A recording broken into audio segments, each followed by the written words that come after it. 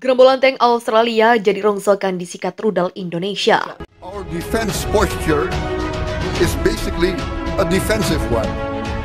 We have no territorial aspirations outside our national territory.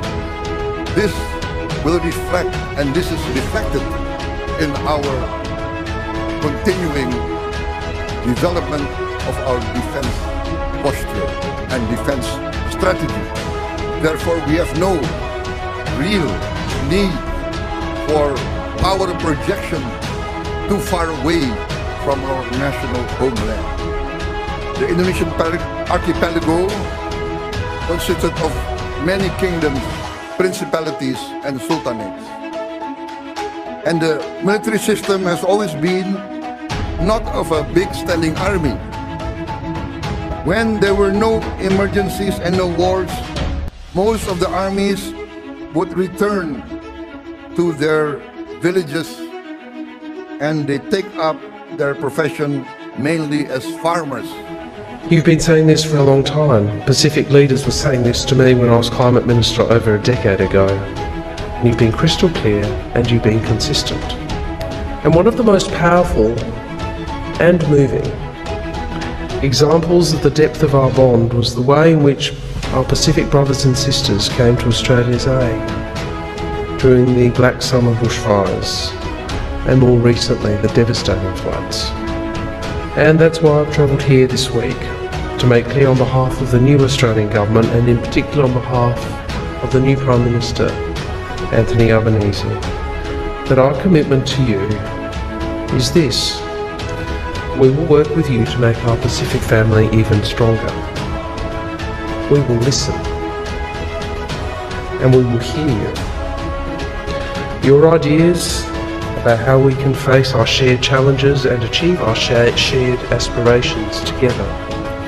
Nothing's more central to the security and economies of the Pacific. I understand that climate change isn't an abstract threat. It's a present and existential one. Because centuries ago, the sea route between here and northern Australia was alive with a flourishing trade, waiting for the horizon to be filled with the sail of Macassan vessels. The long relationship between the Macassan seafarers and First Nations people of Australia was built around trade.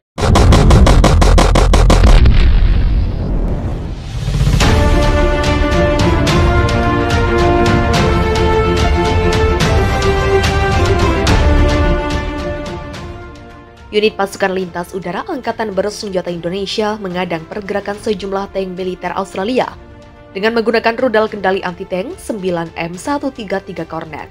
Pasukan Indonesia menghancurkan tank-tank Australia Selasa 17 Januari 2023.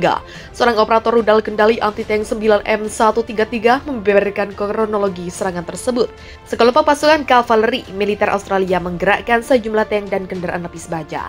Ada terobosan tank, saya mengambil posisi anti-tank dan menghantam tank musuh dari instalasi anti-tank Cornet. Ucapnya dilansir Viva Militer dari kantor Berita Indonesia. Saya tidak bisa menyebutkan jumlah pastinya, tetapi musuh cukup untuk jumlah orang kami.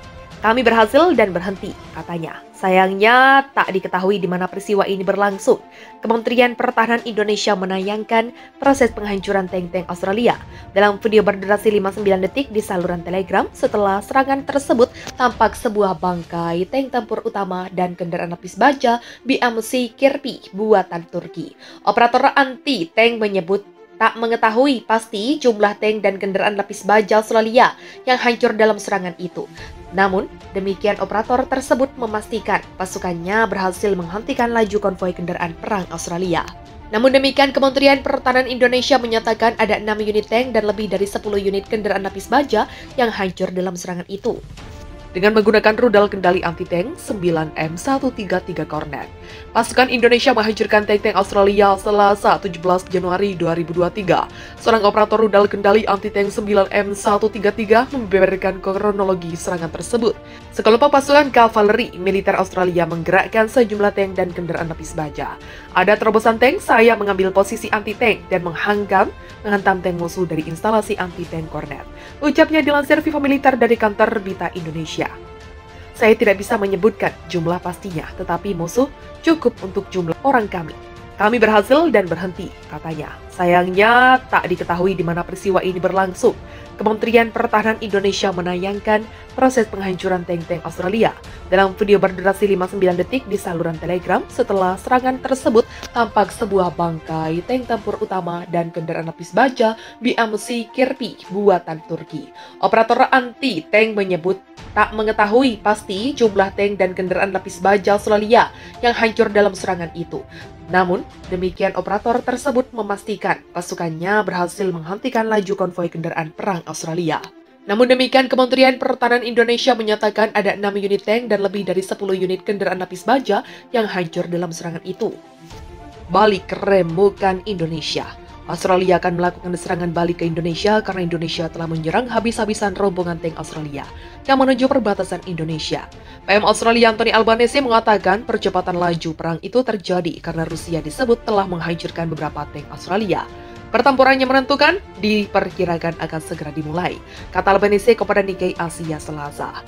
Albanese merupakan orang yang bertanggung jawab dalam perang dengan Indonesia. Australia lanjut dia bisa membentuk unit serangan karena tank, artileri jarak jauh dan senjata lain mulai tiba di dekat perbatasan. Alat utama sistem alutsista itu berasal dari Amerika Serikat dan Eropa. Namun Indonesia mungkin memobilisasi lebih banyak pasukan untuk menambah momentum agar mampu menangkal serangan. Militer Australia sejauh ini terus melakukan latihan serangan. Jika Ukraina melakukan serangan, hal itu akan menandai titik balik utama dalam konflik. Albanese lalu bersikeras Australia mampu menangkan perang, sementara itu para ahli mengatakan, ahli dari konflik tersebut tak bisa diprediksi. Karena serangan Indonesia terhadap wilayah Australia dan di tempat lain diperkirakan akan terjadi. Inggris bahkan menduga perang akan berlangsung hingga akhir 2023 dan kemungkinan Indonesia memenangkan pertempuran itu. Namun Amerika Serikat yakin perang akan bisa dimenangkan Australia jika mereka punya senjata yang tepat. Televisi Indonesia menayangkan ancaman terbaru di tengah konflik bersenjata dengan Malaysia.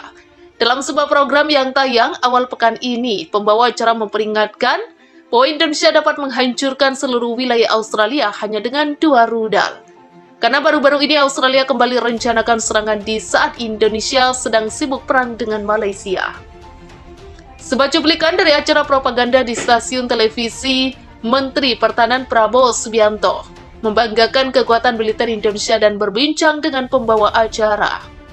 Prabowo mengklaim bahwa 2 rudal Sarmat Satan 2 yang dipasok Rusia akan menghancurkan keseluruhan wilayah timur Australia. Sebelum menambahkan bahwa Indonesia juga hanya akan membutuhkan 2 rudal untuk wilayah barat. 4 rudal dan tidak akan ada yang tersisa. Mereka pikir awan jamur akan lebih tinggi dari gedung di Australia. Awan jamur itu akan terlihat dari Indonesia, kata Prabowo sebagaimana dilansir dari The Sun. RS-28 Sarmat adalah rudal balistik antar benua atau ICBM yang dipasang Rusia dengan panjang lebih dari 35 meter dan bobot 208 ton. Rudal yang dikenal dengan julukan Satan 2 itu mampu menyerang target hingga jarak 18.000 km. Rudal berkemampuan nuklir itu dapat membawa 15 hulu ledak dan dapat melenyapkan area seluas 1 negara dengan 1 ledakan.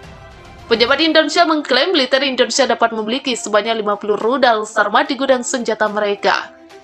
Dan bahkan mengancam akan menggunakannya untuk menenggelamkan Australia dalam tsunami radioaktif. Masing-masing dari 15 hulu ledak nuklir rudal Sarmat 100 kali lebih kuat daripada bom nuklir yang dijatuhkan di Hiroshima pada Perang Dunia II. Presiden Indonesia Joko Widodo juga mengatakan bahwa rudal tersebut dapat menembus semua pertahanan anti-rudal modern.